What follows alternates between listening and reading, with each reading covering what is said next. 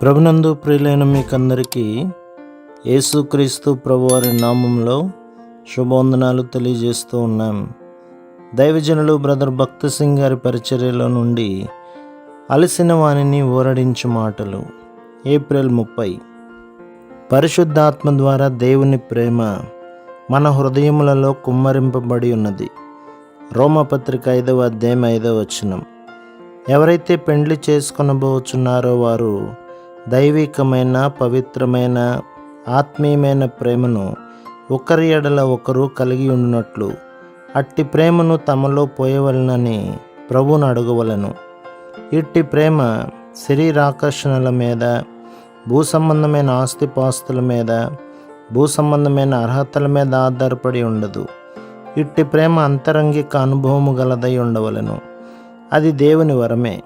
ఎఫెసీ పత్రిక 5వ అధ్యాయం 25లో ప్రభు, పురుషులారా మీరును మీ భార్యలను ప్రేమించుడి, అటువలే క్రీస్తు కూడా సంఘమును ప్రేమించి దాని కొరకు తన్ను తాను అప్పగించుకొనెను అని చెప్పుచున్నాడు.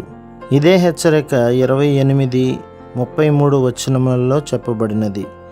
ప్రభు మనలను ఎట్లు ప్రేమించెను, మనకు ఏ భాగ్యము లేదు, ఏ అర్హత లేదు. మనం ఆయనను బాధించితిమి, గాయపరచితిమి. అయినప్పటికీ ఆయన మనలో ప్రతి ఒక్కరిని ప్రేమించెను. ఆయన శరీరము మన కొరకై విరగగొట్టబడుటకు అప్పగించుకొనెను. ఆయన మన సృష్టికర్త గనక మనలనంతగా ప్రేమించెను. మనం ఆయనకు ఏమి చేయకపోయినప్పటికీ ఆయన మన కొరకు మరణించెను.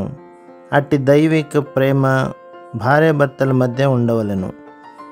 వారు విశ్వాసముతో, యేసుక్రీస్తు ప్రభువా, నీ సన్నిధిలో నీ చేత జతపరచబడితిమి, దయచేసి మేము ఒకరి ఎడల ఒకరము ప్రేమ కలిగి ఉండునట్లు పరలోకము నుండి నీ ప్రేమను మా హృదయములలో కుమ్మరించుమని ప్రార్థించవలెను.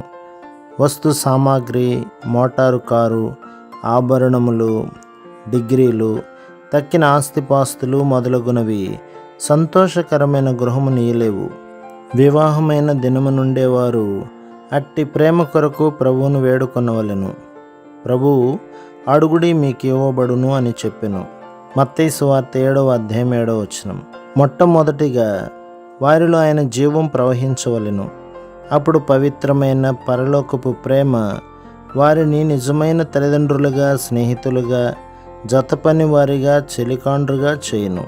అట్టి ప్రేమ పరీక్షలలో, కఠిన అనుభవములలో, శ్రమలలో అధికమగును. ఇరువురిని మిక్కిలి సన్నిహిత సంబంధంలోనికి తీసుకొని వచ్చును. ప్రభు మిమ్మును, మీ కుటుంబమును, మీ సంఘమును దీవించి ఆశీర్వదించునుగాక. ఆమేన్.